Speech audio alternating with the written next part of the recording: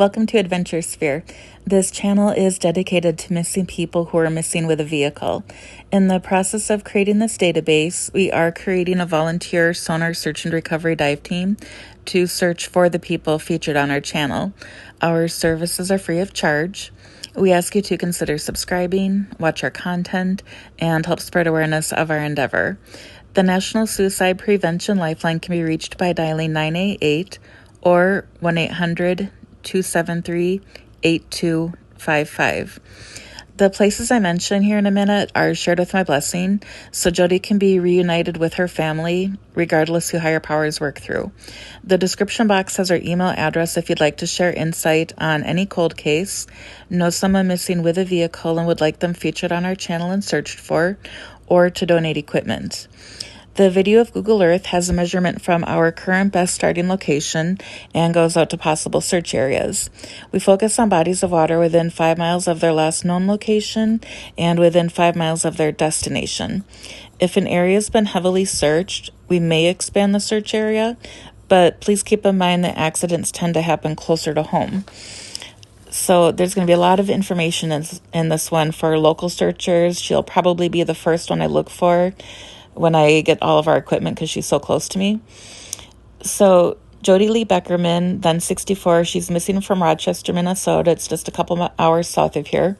Her last date of contact was October 15th, 2021. Jodi drives a silver 2004 Pontiac Grand Am, Minnesota license plates CNV037 that expired in 2022. The Rochester Police Department is investigating. They can be reached at 507-328-6800. Her case number is 210-48524. So the weather on the 15th, it had a high of 57 and a low of 37. The sunrise was at 7:25 a.m. and sunset at 6:27 p.m. The roads, I don't believe, are strong enough to freeze. Here is a map for if she's going to do self-harm. These are boat launches right here. So I don't think she would have hit a patch of black ice yet and head into the water unintentionally. And then I was trying to think where I would go if I just had lunch and then I was going to go take a lunch home with me. So one thought I had was maybe she went to visit a former friend. She just lived here on the map now. Where the purple arrow is her former home. In the water there, Silver Lake, it's only, I think it was a half a mile. And then here's her parents' home. I'm wondering if that is Jodi's car in their driveway. She lives, I think it was 7 or 8 minutes from her parents' home. If it were you, would you drive to your parents' home and just stop by, or would you call first? They didn't know where she was going, so maybe she was heading there instead. I got to her parents' address because I can't remember. I think I was looking up their obituaries, and I found out that her daughter had passed away in 2004, and her ex-husband had passed in 2019.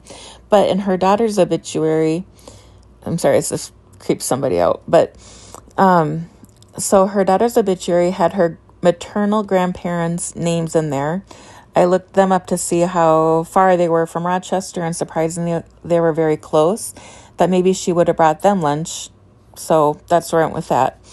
But in the event that I strike out with these ideas of where to look, I am wondering if her friends or family see this, if they can answer any of the questions that would really help us out to narrow down other search areas.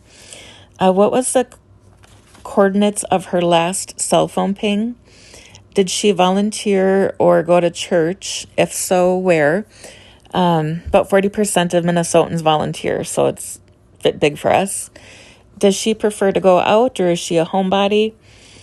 Did she give any possessions away in the month or two before she disappeared? Does Jodi like to drive on main roads or back roads? Does she drive at night?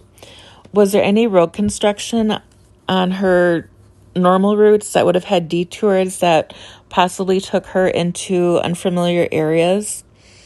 Were the license plate readers checked for her car? Did she put any calls into AAA, a mechanic, or her car insurance in the days before she disappeared? And then something also very telling is if she was diagnosed with a bladder infection or a urinary tract infection within 3 days of her going missing. And then if she's not at either of these locations, so at her parents' address, I'm not sure which way she would have come in from, but when the first body of water is 1,600 feet from her parents' house, and then if she came in from the other direction, the closest water was 2,300 feet. So we got those ones squared away. And then if we're just looking at more generic areas within the 5-mile radius, there's the Foster Errand Park, the Silver Creek Reservoir, Lake George, Kalmar Reservoirs number 3 and number 7. There's an off-ramp for Highway 52 about 3.6 miles from her home. She might have just gotten too fast off the turn there and went in. There's the Gordon W. Yeager State Wildlife Center. The Community Behavioral Health Hospital has water at the end of their parking lot. I believe her ex-husband had mental health issues that they were very vocal about, and that might have had some significance for her. Maybe she was just going there for herself. I don't know. And then there's the Mayowood Lake has a dam that would be deep enough, I think, to hide a vehicle. And then the South Fork of the Zembro River has ponds 5.5 miles away from her home. And then lastly, the Cascade Lake Park. If you'd like to help Jodi's family find her, please subscribe, give the video a thumbs up, and ring the notification bell to receive progress reports. I'll let the video play out here just a few more minutes so you can see the entire search area. If you see something I missed, please let me know in the comment section below. Thanks for watching, stay safe, and remember that we love you.